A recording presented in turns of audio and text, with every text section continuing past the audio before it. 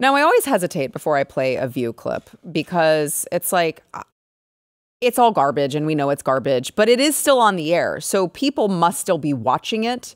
And so I do think it's important to play what the other side is saying and also consuming. And so I want to play this. Again, I'm very sorry. But this is The View's take on people wearing the MAGA hat. Watch.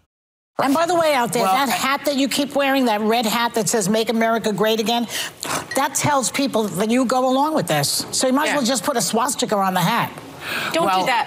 The swastika? Because we see it anyway. The bottom line is, this isn't good for any of us. I mean, this is what it comes down to. It's not good for any American. This is not the American way. This is not the promise of America. She doesn't always get it right, correct, but we know we can fight to make it better.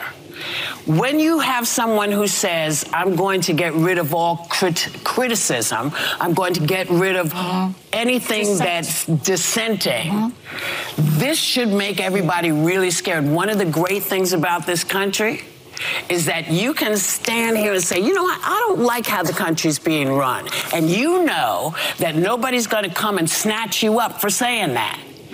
You want to keep it that way. Really? That's why it's important. We'll be right back. She was literally describing what we're living in right now and saying Donald Trump will do all these things. She was literally describing the Biden regime. Yeah, these are not real people. Like, you need to understand, when you're on your deathbed, you're not going to think to yourself, oh, I wish I had spent more time like trying to reason with people who unironically watch The View and think this is like intelligent political commentary.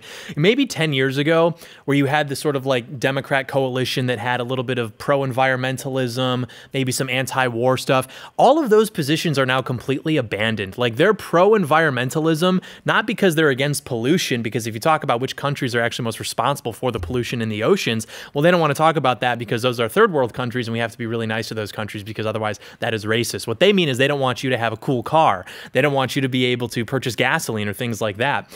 They don't have like legitimate claim to any of these issues anymore. I mean, they're all shilling for the war in Ukraine. If you don't do that, you are literally Hitler, and that's why the MAGA hat is so indiscernible, even though Donald Trump was like against that conflict from day one in terms of getting involved in it, and even said that if he were still in office, it wouldn't have happened in the first place, which is true. And that's why the issues that poll the highest among that coalition are simply like these abstractions like defending democracy, crushing, insurgent white supremacism, things of that nature, not actually like real issues. And so I think that we tend to make the mistake on this side of thinking that these are like real people who can be reasoned with. And you do kind of have to understand, if you are at this point still a Democrat voter, you are looking at what the Democrat Party is offering, which is open borders, child genital mutilation, all of these things, as opposed to what the Republican Party is offering, which is just simply like maybe some more economic freedom, maybe a closed border, very like basic issues. And you are saying, well, this is actually a closer approximation to what I want the world to look like than what these guys are offering. And there's not really an innocence that can be claimed in that case. Like, maybe it would be one thing if Republicans were talking about more wars in the Middle East and tax cuts only for the rich, as opposed to what Trump did, which actually returned money into the pockets of middle-class families as well. But it's literally saying, like, I am willing to sacrifice human lives, the country, all of this, if it makes like my caricature that Whoopi Goldberg told me exists for Republican voters angry. And so all of that is just worth throwing away if it just makes people like us angry. Yeah, I agree. What context was that even about? Because they were talking about the MAGA hat, and they started talking about silencing dissent. Right. Which, well, I think because you might as well put a swastika on your hat, because the MAGAs are, of course, the true Nazis. They want to silence dissent. They want to do all of these things. They want to punish you if you don't agree with them. But sound familiar? And it's funny because they'll be the first ones like, well, what do you think about hate speech? Should that be allowed? Right. Oh, hell no. You know, like, shut it all down. Right. You know, like, there's such a disconnect between exactly kind of what you were saying is it's interesting to your typical Democrat voter. What exactly are they voting for? I don't know if they're voting for niceness. I think maybe that's the majority of what they think. They just think the Democrat Party is nice and really cares for the little guy. Can you really say that anymore? No. I don't. The Democratic Party of the 60s, or like the Kennedy years, is not at all what they are now. No. Not at all what they are now. So I'm having a hard. I mean, it's kind of a hard thing to even really talk about in detail because a lot of the Republican Party and a lot of the Democratic Party, if you ask them what they actually agree with or disagree with, they probably agree with a lot more than what they disagree with at this point. There's a small few right now that really stand for, I'm absolutely against central planning. I am for small government. I am for the Bill of Rights.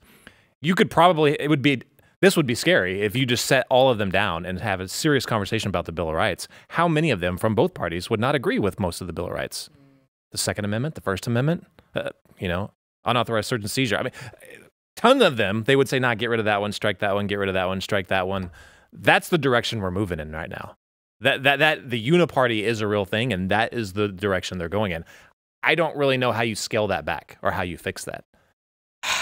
Yeah, I don't either, because, I mean, I think to both of your points, it is truly stunning to me when you look at how close this election is, because I think to myself, there's no way that people are still going to fall for this Nazi swastika garbage when you're literally paying twice as much, if not more, at the grocery store. You could barely afford to fill up your gas tank. You see all of these illegal immigrants flooding through the border, coming to a city near you. And I mean, you can't, there are cities who have their schools shut down because they are housing illegal immigrants in the schools. Like, you have to imagine that this horrible administration is reaching everyone, right? Yeah. And so then it's like, how is it still neck and neck? Like, that actually scares me, that these people are so pre-programmed to just be like, ew, no, Nazi, ew, and then still vote for this,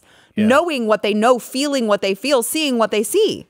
I don't get it. I was just watching, it was an interview, One America maybe, I can't remember who it was, but they were in the Bronx, and they just started talking to a bunch of people because Trump's supposed to go back there and do like a rally or something or make an appearance. And they talked to 2 black people and like 1 white dude. And they all pretty much said the same thing. They said that this is ridiculous.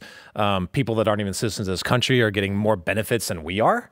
Like, what's that? That makes no sense. Right. People are starting, and I'm really curious what the black vote's going to be on. I know, I am too. I know it's like he's I think doubled or whatever from the last, but it's got to be way more than that. Yeah. I've talked to so many of my black friends. They're like, and they were Democrats before. Oh, Jason just tried to throw that in so people wouldn't think that he's racist.